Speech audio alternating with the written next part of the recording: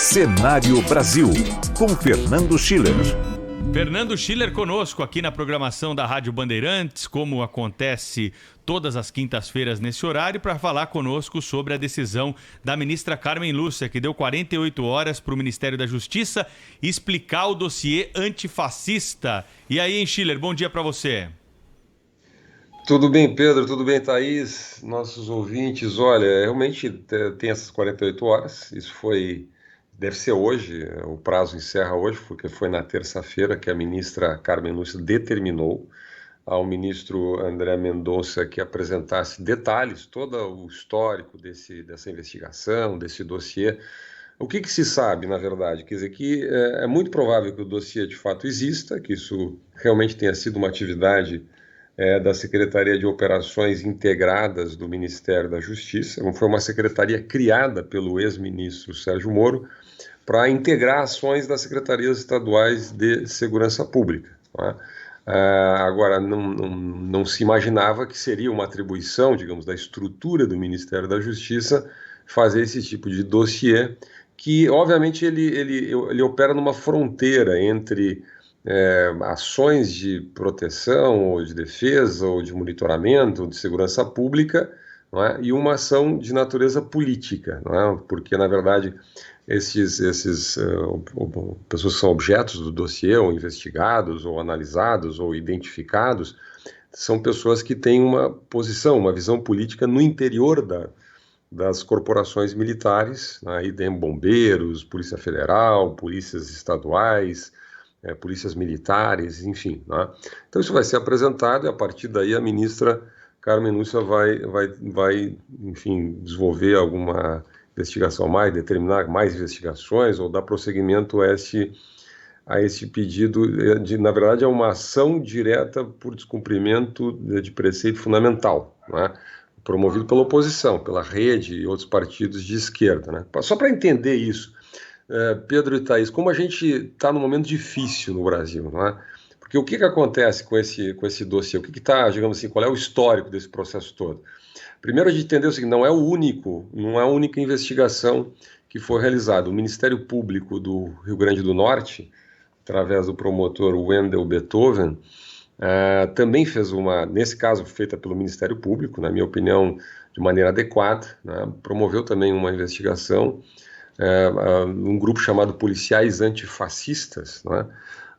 Que publicou inclusive um vídeo, né, que acabou digamos assim, provocando essa investigação por parte do Ministério Público lá no Rio Grande do Norte, onde uma brigada antifascista, não é, ou seja, de policiais, uma organização parapolicial, digamos assim, promovia digamos, uma investigação paralela dos atos contrários às medidas de isolamento social durante a pandemia. Né? Então, nesse vídeo, um policial, identificado por essa brigada antifascista, dizia que as pessoas iam ser filmadas, iam ser denunciadas, seus nomes iam ser conhecidos, enfim.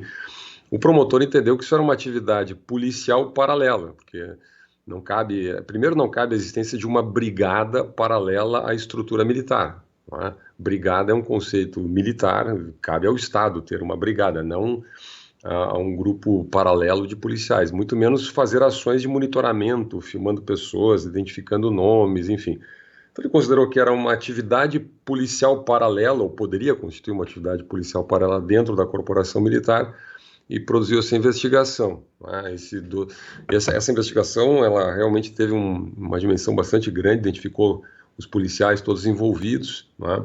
Coisa de 1 ou 2 meses atrás, houve um manifesto assinado por em torno de 500 policiais de várias corporações no Brasil, com um caráter claramente político, uma oposição ao presidente Bolsonaro, oposição ao fascismo, aqui entre aspas, né? E, enfim, com posicionamento político por parte desses policiais de várias corporações. E aí entra uma discussão que eu imagino que vai ser objeto de análise da ministra Carmen Lúcia, deve ser objeto de análise por parte da sociedade, das instituições de Estado, se cabe atividade político-partidária ou política ou ideológica, enfim, no seio das corporações militares, né?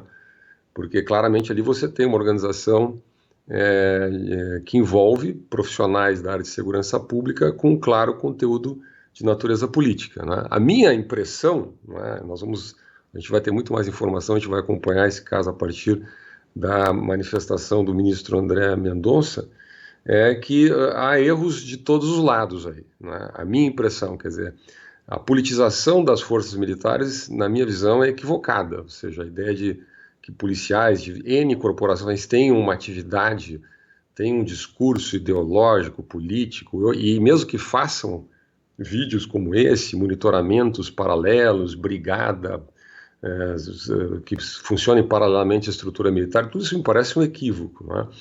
Mas também parece um completo equívoco que a estrutura do Ministério da Justiça faça esse tipo de investigação, né? Que os órgãos de inteligência façam esse monitoramento, né? Do Estado brasileiro, e aí não porque eventuais movimentos tenham esta ou aquela posição política. Isso é papel do GSI, né, Schiller? Como você disse, aí não é papel da Polícia Federal, né? Exatamente, ou seja, se os órgãos de inteligência façam esse monitoramento, parece razoável. Não porque haja apoio a este ou aquele grupo político, ou governo, oposição, porque isso não interessa ao Estado brasileiro. Mas são questões de segurança nacional que o presidente tem de ser informado de algumas delas, né? É diferente de uma investigação comandada pelo presidente, né, com objetivos pessoais ali. Tudo que diz respeito ao Estado brasileiro, o GSI tem mesmo de investigar e informar o presidente, né, que vai tomar as decisões. É exatamente esse o ponto, né? Quer dizer, o GSI, os órgãos de inteligência, eles devem ter informação, de novo, não porque o apoio é dado a favor ou contra o governo ou a oposição, mas porque pode haver uma ameaça à segurança pública, segurança nacional, instituições, ordem pública, enfim. Né? Para isso que o Estado brasileiro tem órgãos de inteligência, né? Então, a mim parece que isso é um reflexo um pouco do momento que se vive. Esse grupo de policiais antifascistas, ele funciona desde 2017, ele vem crescendo, né? Tem página na internet, etc., promove as mais diversas ações. É um sinal de politização, digamos assim, das estruturas militares no país, né? Então, acho que isso tudo vai ser objeto de análise, mas certamente, quer dizer, dá para dizer uma coisa, que não cabe à estrutura do Executivo, à estrutura do Ministério da Justiça, fazer esse tipo de dossiê. Me parece completamente inadequado. Tanto é que o ministro já tomou a decisão prévia de demitir o diretor, o Gilson Libório, que é o diretor da secretaria. Então, parece que já há um indicativo que, de fato, existe o dossiê e que algo, digamos assim, um pouco fora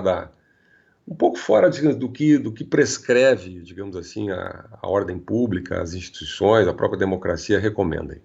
Ô Schiller, já que a gente está falando de questões novas do atual momento, queria perguntar a sua opinião sobre uma delas. Você vê algum problema na participação de militares da ativa em cargos chaves do governo? Eles deveriam estar já na reserva para fazer isso? Ou você não acha que isso é uma questão, hein? Eu acho que aí é um problema de razoabilidade, de escala, Thaís, que militares possam ocupar funções, acho razoável, como qualquer servidor público, dentro de uma justificativa adequada, dentro do perfil de cada profissional, dentro do espírito de cooperação entre órgãos públicos, não vejo um problema. Agora, a mim estranha o volume, a escala, né? O fato de que o Ministério da Saúde, por exemplo, tem a participação eu não sei exatamente quantos militares, mas você tem aí uma quantidade muito expressiva de militares ocupando funções estratégicas, né? Que você tenha 8 ou 9 profissionais egressos, de alguma maneira, das Forças Armadas e das estruturas militares compondo o Ministério, a mim também parece que foge um pouquinho, digamos, eu diria assim, de uma certa razoabilidade, né? O presidente Bolsonaro tem essa predileção, ele vem das Forças Armadas, ele se sente seguro, ele se sente bem rodeado por militares, por generais, né? Tem alguns generais, uma espécie de gurus, né? O general Heleno, o general Fernando, o Ministério da Defesa, o general Ramos, né? O general Braga Neto. E esses generais têm cumprido no governo uma função de moderação, de ponderação de atividades, das decisões do presidente da República. Não é interessante isso, os militares brasileiros eles são muito profissionalizados, eles foram profissionalizados nos últimos anos, né? Nos últimos anos, que eu digo aí 20, 30 anos, aquela geração que produziu o golpe de 64, ela foi substituída por uma geração de militares muito mais profissionais, né? e que acabam, curiosamente, servindo como, digamos assim, uma força de contenção de arroubos aí do presidente da República. A gente acompanhou isso nos últimos meses de maneira muito clara, né?